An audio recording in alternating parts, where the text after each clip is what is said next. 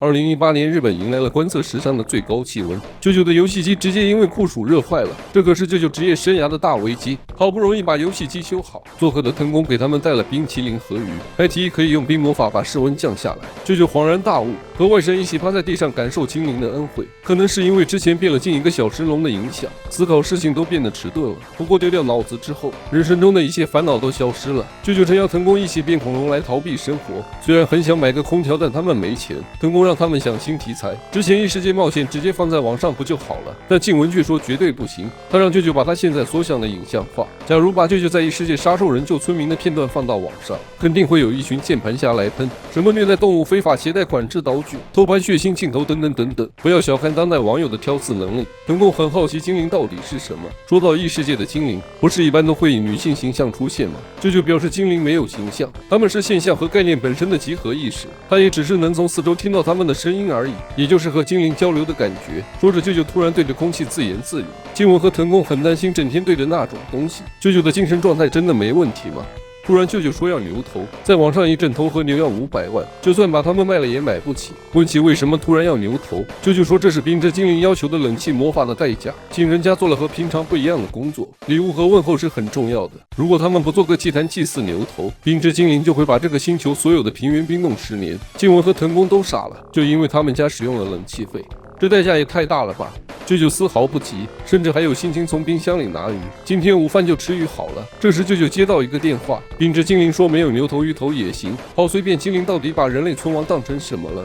毕竟对精灵来说，牛和鱼并没有区别，人类也只是一种生物，就算被灭绝了也不痛不痒。两人不能理解舅舅为什么这么冷静。舅舅想了想，可能是因为90年代的射击游戏，大部分作品都是以人类灭绝开始的，灭绝的太多次就没什么感觉了。90年代的游戏公司对人类的怨念到底有多重啊？鱼头很快被供奉起来，舅舅看着鱼头直流口水。变成亚龙的后遗症就是很想吃生肉。静雯表示深刻理解。藤宫一提这个就头大，你能想象2只恐龙在房子里乱窜，而他只能躲在桌子底下的弱小可怜又无助的场景吗？静雯变成恐龙是因为被精灵惩罚，舅舅居然还一起变龙陪着静雯，这叔侄爱是不是太离谱了点？但有一点要小心，如果变形时间过长，就会被变形后的形态影响变不回来。比如舅舅上次离开王国后就当了1个月的龙，他被魔岩龙的思考方式支配了精神，如果放着不管可能会当一辈子的龙，而他不惜冒这么大的风险也要变成龙，主要还是因为这样更装逼。至于他是怎么变回来的，那当然是遇到了他的正宫老婆精灵小姐了。被精灵小姐用 X 咖喱棒揍了一顿后，舅舅变回本体晕了过去。雷古法尔跟商会会长突然带着佣兵出现，他听说了王都有兽人变成龙的传闻，特意赶来抓捕的。雷古要求精灵把舅舅交给他，这样他的欠债就一笔勾销。而通过2人的对话，静雯藤宫惊讶得知精灵小姐居然是王族公主。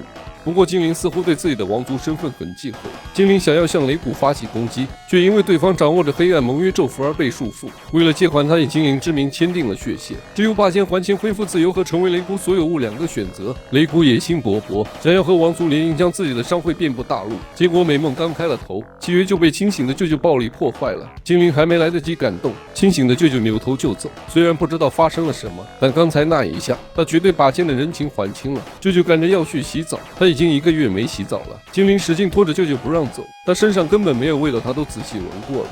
舅舅莫名其妙，精灵没事闻他干什么？精灵小脸通红，当然不是因为喜欢才闻的，是为了绞杀他。舅舅一脸心有余悸，差点就被精灵干掉了，契约被摧毁。雷古恼羞成怒的指挥巨人猎人干掉2人。精灵刚刚准备拔剑应战，舅舅突然上前，把戒指强行套在了雷古的无名指上。舅舅你在干什么啊，舅舅？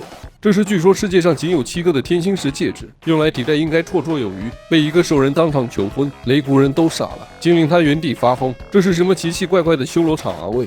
精灵恐怖的魔力直接震碎了脚下的陆地，舅舅见势不妙扑向精灵，2人一起摔进了沼泽地里。雷古现在对精灵完全没兴趣，他现在只关心被舅舅强行套上，因为太小卡住而摘不下来的戒指。舅舅好奇精灵为什么突然负债，精灵害羞地展示着手上的戒指，因为他身上的钱不够把舅舅送的戒指买回来。舅舅不理解，不是好不容易卖出去的吗？精灵不是没必要穿戴贵金属吗？